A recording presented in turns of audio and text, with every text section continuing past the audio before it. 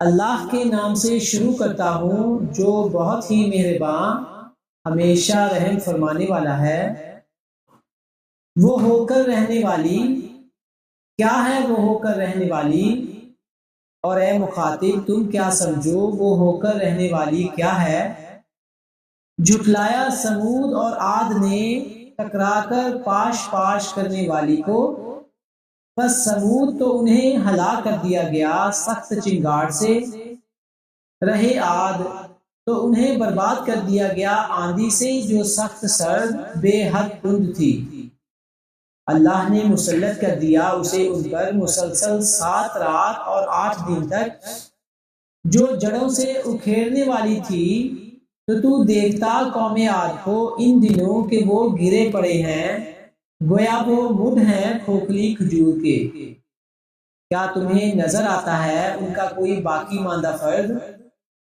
اور فرعون اور جو اس سے پہلے تھے اور الٹائی جانے والی بستیوں کے باشندوں نے غلطی کا ارتکاب کیا، بس انہوں نے نافرمانی کی اپنے رب کے رسولوں کی، تو اللہ نے پکڑ لیا انہیں بڑی سختی سے۔ ہم نے جب سیلاب حد سے گزر گیا تو تمہیں کشتیوں میں سوار کر دیا، تاکہ ہم بنا دیں اس واقعہ کو تمہارے لیے یادگار اور محفوظ رکھیں اسے یاد رکھنے والے کان۔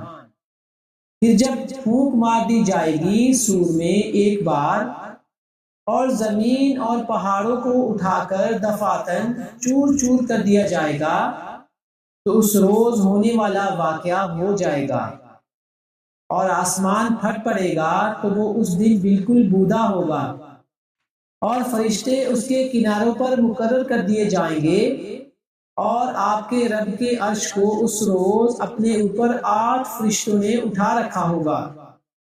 وہ دن جب تم پیش کیے جاؤ گے تمہارا کوئی راز پوشیدہ نہ رہے گا، بس جس کو دے دیا گیا اس کا نامہ عمل دائیں ہاتھ میں، تو وہ فرط مسرت سے کہے گا پڑھو میرا نامہ عمل۔ مجھے یقین تھا کہ میں اپنے حساب کو پہنچوں گا، بس یہ خوش نصیب پسندیدہ زندگی بسر کرے گا عالی شان جنت میں، جس کے خوشے جھکے ہوں گے۔ اذن ملے گا کھاؤ پیو اور مزے اڑاؤ، یہ ان اعمال کا اجر ہے جو تم نے آگے بھیج دیے گزشتہ دنوں میں۔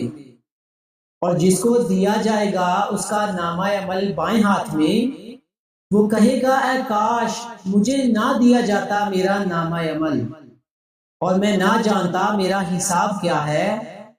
اے کاش موت نے ہی میرا قصہ پاک کر دیا ہوتا، آج میرا مال میرے کسی کام نہ آیا، میری بادشاہی بھی فنا ہو گئی۔ فرشتوں کو حکم ہوگا پکڑ لو اس کو اور اس کی گردن میں توق ڈال دو، پھر اسے دوزخ میں جھونک دو، پھر 70 گز لمبے زنجیر میں اس کو جکڑ دو۔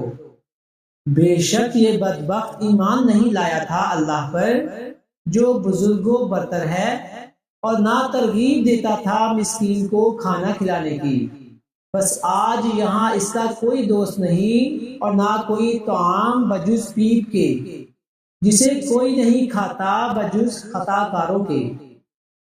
بس میں قسم کھاتا ہوں ان چیزوں کی جنہیں تم دیکھتے ہو اور جنہیں تم نہیں دیکھتے، بے شک یہ قول ہے ایک عزت والے رسول کا، اور یہ کسی شاعر کا کلام نہیں، لیکن تم بہت کم ایمان لاتے ہو، اور نہ ہی یہ کسی کاہن کا قول ہے، تم لوگ بہت کم توجہ کرتے ہو، بلکہ یہ نازل شدہ ہے رب العالمین کا۔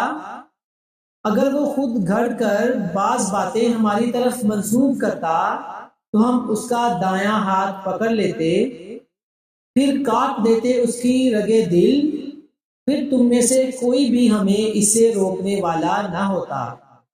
اور بے شک یہ تو ایک نصیحت ہے پرہیزگاروں کے لیے، اور ہم خوب جانتے ہیں کہ تم میں سے بعض جھٹلانے والے ہیں، اور یہ بات باعث حسرت ہوگی کفار کے لیے، اور بے شک یہ یقیناً حق ہے۔ بس اے حبیب آپ تسبیح کیا کریں اپنے رب کی جو عظمت والا ہے۔